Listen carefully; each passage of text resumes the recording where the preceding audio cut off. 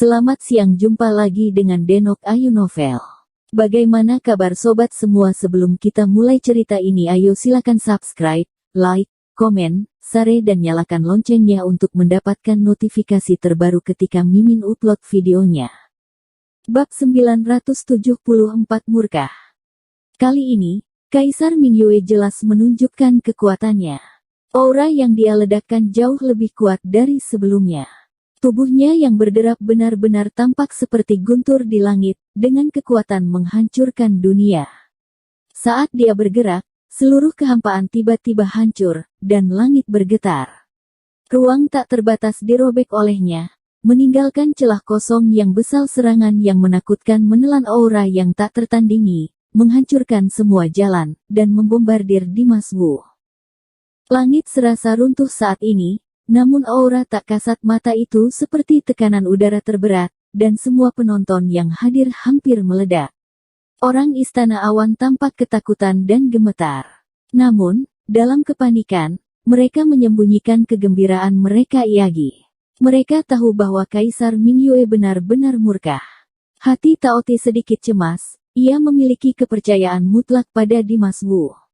Semakin banyak yang terjadi, semakin dalam kepercayaan ini, karena Taoti tahu bahwa Dimas Wu bisa meledak kapan saja dan menciptakan keajaiban.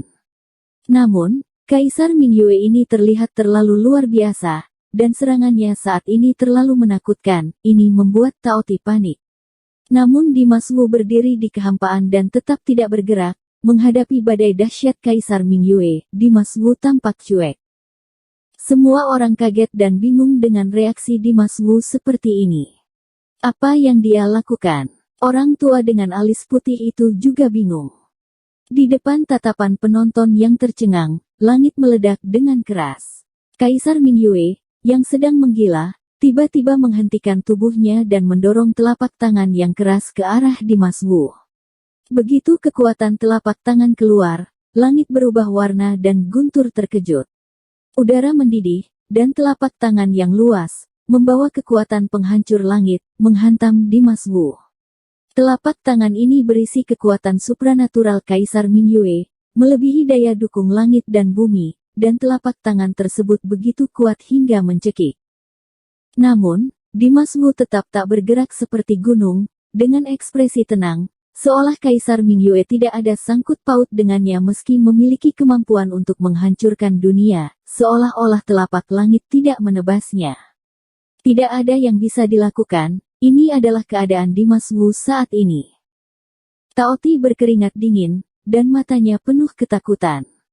Namun, tepat ketika saat itu, tubuh Dimas Wu menjadi transparan dalam sekejap. Telapak tangan Kaisar Mingyue yang dahsyat menghantam tubuh transparan Dimas Wu. Telapak tangan menyentuh langit, tapi hanya menimbulkan riak di danau, tidak lebih. Riak-riak, dan danau yang jernih dengan cepat kembali tenang. Tubuh transparan Dimas Wu baik-baik saja. Setelah beberapa saat, tubuh Dimas Wu terwujud kembali, dan daging dan darah tubuhnya perlahan pulih. Tubuh fisiknya utuh, dan seluruh dirinya baik-baik saja. Semuanya tenang, seolah tidak terjadi apa-apa. Namun di benak penonton, ada lautan badai, dan mereka gemetar dengan guncangan adegan di hadapan mereka. Bagaimana Dimas Wu bisa meredakan serangan Kaisar Mingyue dengan begitu tenang? Bagaimana bisa tubuhnya tiba-tiba menjadi transparan? Bagaimana mungkin kekuatan telapak tangan yang tak terbatas menghilang dengan lembut? Ini jelas tidak masuk akal. Semua orang di Istana Awan memadat menjadi pahatan batu. Mereka dikejutkan oleh kenyataan ini hingga meragukan nyawa mereka, dan mereka tidak bisa pulih untuk sementara waktu. Bahkan ekspresi Kaisar Mingyue menjadi semakin serius. Dimas Wu juga melihat Kaisar Mingyue, wajahnya dingin dan tanpa ampun, matanya lebih dingin. Dia dengan lembut membuka bibirnya, dan berkata dengan pelan, apakah ini saja yang dapat dilakukan oleh Kaisar Mingyue? Setelah mengatakan ini, nafas tenang Dimas Wu tiba-tiba meletus dengan hebat, seperti badai tsunami yang meletus. Nafas badai yang dahsyat berhamburan langsung ke angkasa.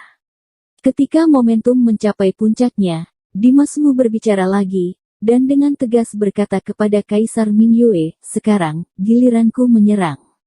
Setelah berbicara, Dimas Wu memegang pedang di kedua tangannya, mengangkat tinggi Heaven Demon Sword, lalu membidik Kaisar Mingyue, dan menebasnya.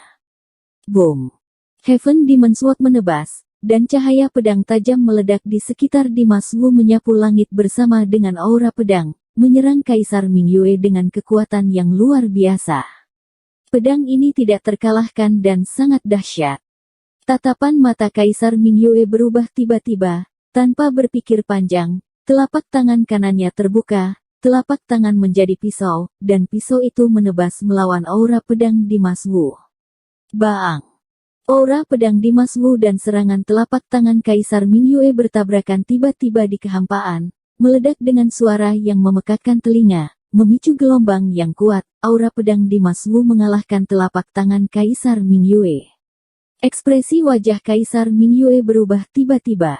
Dia secara naluriah ingin menghindar, tetapi aura pedang dan aura badai menyapu seluruh kehampaan hampir sampai batasnya, dan Kaisar Mingyue tidak menunggu sampai Kaisar Mingyue mengelak. Gelombang udara yang tak berujung telah menghantam Kaisar Mingyue.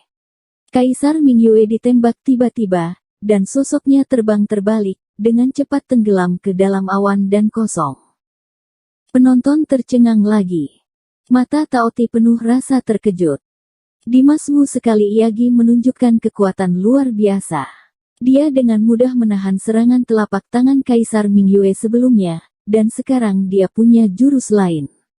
Dengan Kaisar Mingyue, kemampuan dan dominasi yang aneh ini mungkin benar-benar membuat hati Taoti melonjak dan bersemangat. Orang-orang Istana Awan gemetar ketakutan, siapa dari mereka yang bisa percaya dengan adegan ini? Saat itu, Dimas Wu menambahkan api amarah, dan berkata dengan nada menghina, "Ini Istana Awan yang kalian banggakan, tapi ternyata bukanlah apa-apa." Hahaha. Tetapi pada saat ini, tawa Kaisar Mingyue tiba-tiba meledak dari kehampaan.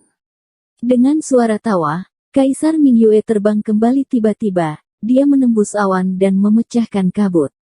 Terbang kembali ke tempat semula secepat kilat.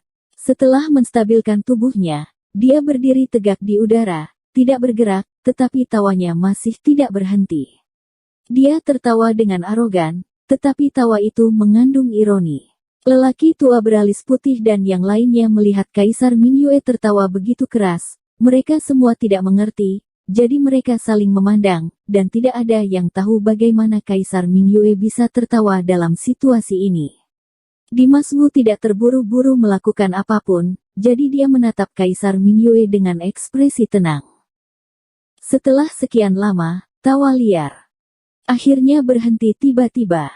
Wajah Kaisar Mingyue tiba-tiba menjadi suram, seolah berubah menjadi hujan badai. Suasana hati Kaisar Mingyue berubah drastis dalam sekejap ini. Kemarahannya menyembur liar dan dia membunuh. Saat dia mendaki, sosoknya tiba-tiba melesat, dan seluruh dirinya seperti gunung raksasa di langit. Baiklah, nak, kamu berhasil membuatku marah. Sekarang, aku ingin memberitahumu apa bersikap kurang ajar. Kaisar Mingyue berteriak dengan tegas. Di saat yang sama ketika suara itu terdengar, aura kuat di tubuhnya meledak iagi, melesat ke langit. Pada saat ini, Kaisar Mingyue berubah menjadi seperti kaisar kuno sejati. Dengan kekuatan yang sangat besar dan kekuatan untuk menghancurkan langit, sosoknya tiba-tiba bergerak, melangkah melewati kehampaan, membentang sejauh beberapa mil, dan langsung menyerang ke arah Dimas Wu. Bersambung.